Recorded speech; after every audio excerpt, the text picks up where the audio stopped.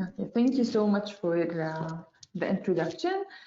So first now, like NRC Jordan Energy Response, we say it like this because in Jordan it is specifically there is this dedicated project only for energy support to this Syrian refugee crisis in the country. Next, please. So the Norwegian Refugee Council is a global humanitarian organization. It's independent and neutral, and we focus on helping people forced to flee, regardless the political situation, climate change impact, and any other type of displacement. Next, please. Since in Jordan we are mainly in NRC supporting the Syrian refugee crisis mainly, we have started recently supporting other refugees residing in Jordan, but mainly NRC in Jordan supporting the Syrian refugee crisis. Like as you see from the map, in the MENA region in specific, around more than 500,000 refugees are registered. Syrian refugees are registered and reside in Jordan. The majority of the Syrian refugees in Jordan coming mainly from the southern areas of Syria, from Der'a. 80% of refugees, actually it has been increased, around 83% of refugees reside in outside the camps in rural and urban areas. 2/3 of them live in urban centers, mostly in the northern governorates and Amman, after Amman, the capital. Like if you can see, like the northern part of Jordan is very close to the southern part of Syria. There is a lot of families that they are relatives to each other who came across the borders and decided to live in the north. That's why we can see a high density of Syrian refugees in the northern governorates. Next, please.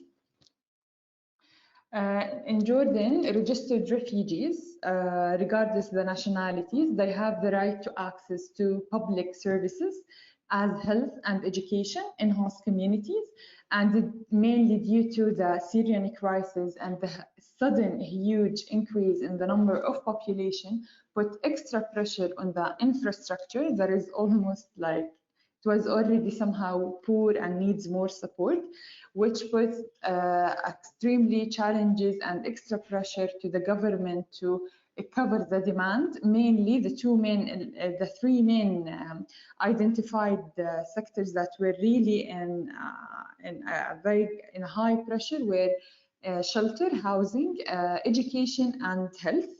So in order to the existing public infrastructure to cope with the new sudden increase of the number of population, a lot of the global humanitarian NGOs working in the humanitarian sector came to support the government of Jordan to find more innovative solutions and applicable solutions, sustainable also, to overcome the crisis impact and create sort of an asset and a legacy of this support beyond the crisis itself. Next, please. So mainly in Jordan, the energy situation, like this slide summarizing the energy situation, because somehow the Syrian crisis helped the government of Jordan to overthink about the crisis itself and have established the National Energy Efficiency Action Plan, in addition to the renewable energy strategy. To help to cope with the new changes and to have better support and better overview from different stakeholders, not only from the governmental aspects. Generally in Jordan, 99.9% of Jordan is connected to the national electricity grid. The country imports 92% of its energy requirement in 2018, but if we compared it to years before, it was around to the year before, it was around 94%. Jordan has a very progressive strategy, as we have mentioned, to promote renewable energy and energy efficiency. And there is a subsidy for the low-income household bills by 80%. Next, please. If we're moving to NRC in Jordan in specific, we are operating mainly in two camps: Azraq Refugee Camp and Za'atari Refugee Camp, with the cash distribution, non-food items distribution, maintenance, and shelter repairs, in addition to cash for work, where we have the incentive-based volunteers program. The other thing, we have the host communities. We have the flex modality, where we do rehabilitation work for the shelters. We have wash upgrades and water connections. We have the renewable energy for refugees project, and we have the cash for rent project. So now if we zoomed in to the renewable energy for refugee project, which is a project funded by IKEA Foundation, and it's a project distributed between two, actually it's not the slide that I need, there is another slide, the one before. So next, sorry. This is the one, next. Tamam. So in urban context, if we focus more in the energy efficiency project, we do it for both public schools and houses through the shelter project. So for the schools, we do installation for PV. We did installation for PV systems for 23 public schools to cover 70 to 90% of the electricity monthly demand. And we have conducted awareness raising sessions for students. For the shelters, we installed solar water heater systems to, actually they are more than, we have exceeded the 160 shelters. We negotiated for rent reduction and signed a 12-month lease agreement. After the 12-month lease agreement finishes, the system itself, the handover goes to the landlord. So this intervention for the shelters helped to ensure savings of energy bills by 30%, and some savings from the rent reduction also, because the rent is one of the main challenges the refugees here is facing, and it puts them under the risk of eviction. So next, please. Okay. So mainly, I'm really sorry I jumped between the two slides, but this is the slide that I wanted to present. Just a quick introduction, and apologies for that. So we have the NRC Energy Response in Host Communities in Jordan. It's working under now the Renewable Energy for Refugees project, a project funded by the IKEA Foundation. And the fund is split between Practical Action, who are a UK-based organization working on Rwanda in 3 refugee camps. The other part is in Jordan, where we are the implementing partner for Practical Action for the project here in Jordan. The project is separated between, the project has key 2 activities, the hard activities and the soft activities. We have around 4 teams working on implementing the project. We have the shelter program, education program, youth program, and the shelter specialist program. The shelter program is focusing on supporting shelters. The education is supporting the public schools. Youth program is supporting youth, mainly the categories that we are supporting between the ages of 16 to 28. For the advocacy component, the main idea is to move the humanitarian energy support for the energy sector and enhance the energy access solutions. In addition, find sustainable, innovative energy solution that is linked to the main needs being faced by refugees in host communities. To zoom into energy efficiency upgrades, we're focusing on delivering these type of support to households and public schools, which we have already talked about them in the previous slide. So shall we move to the next slide, please? So why we're adapting energy efficiency upgrades for shelters mainly to control the heat losses and heat gains. Because it's safer and healthier, savings in electricity, fuels, and rent, and improve the living condition, because most of the refugees that we are supporting and living in host communities, they prioritize the improving their living conditions, especially the shelter conditions, because they have a lot of commitment, and most of them, like 85% of Syrian refugees living in host communities, they are under the poverty line. So for sure, they will prioritize education needs, health needs, transportation needs over improving their living condition, which has then an impact on their health and their general situation living in the house. So mainly the support that we are providing, as we talked previously, we install a solar water heater system on the rooftop to reduce the electricity consumptions and the fuel consumption for heat water, because we did a focus group discussions and surveys, and it was the findings showed that the high consumption of money or electricity goes to water heating and space heating. So the solar water heater system covers this part. To ensure the thermal comfort, the team thought of adapting the one-room approach, which is targeting the room that is mostly used by the family and do some improvement to make it better. So we focus on building envelope for walls and roofs.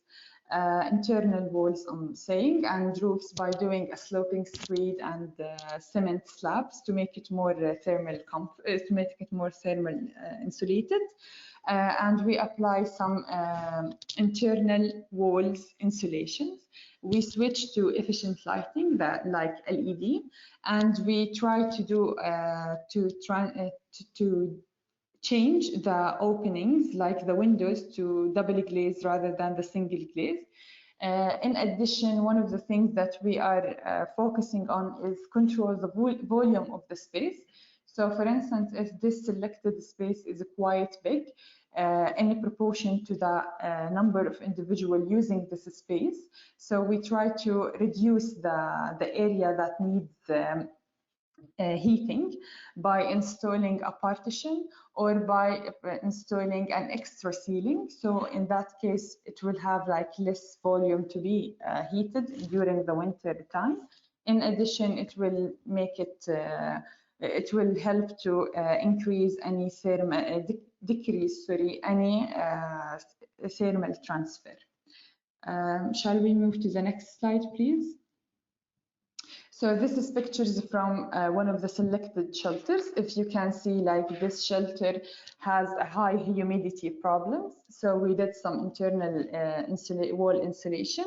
In addition to the kitchen itself, the roof itself was from bamboo. It was a bamboo roof, so we switched it to to another thing, and we installed the solar water heater system. Like you can see, the impact is totally high, and you can see how much the feedback from the family actually was really good, and they feel much better. It's healthier, it's cleaner, and it's safer for them. Can we switch, please, to the next slide? So for the schools, it is almost the same activities, but it's somehow, you know, because the schools are quite big and we are supporting double shift schools. And these schools are operating like 7 days a week for 12 hours. So at some of the cases of these public schools, like the electricity bill was really high and it reached its double, like more than 1,000 GOD per month. The other thing now, because it's high need and we are operating in doubling our operation, the Ministry of Education prioritized like bringing and hiring more teachers and covering their salaries rather than improving the learning conditions and doing some regular maintenance. So so a lot of technical problems started to appear because due to lack of continuous maintenance to that, which did some improvement in some delays in the learning environment and some absence actually from the students, because they believe it's not like a very healthy environment and comfortable place to come in. So mainly we install PV systems on the rooftop to reduce to cover part of the electricity consumption they have. The other thing, we improve the building envelope also for walls and roofs, and we have a case that we helped in doing some external wall installation to it. switch to efficient lighting, and for sure openings, we switched to double glazed windows, mainly in the southern elevation, because it's quite expensive to do it for the whole school. But on the other side, we always ensure like to have a proper closing and maintaining the openings, doors and windows to avoid any air and water leaking. Shall we move to the next slide? So this is a school that we have done like with the support of the Jordan Renewable Energy and Energy Efficiency Fund, external installation for it, and the other picture showing a school that we have installed a PV system to it, and that was covering around 90% of its electricity monthly consumption.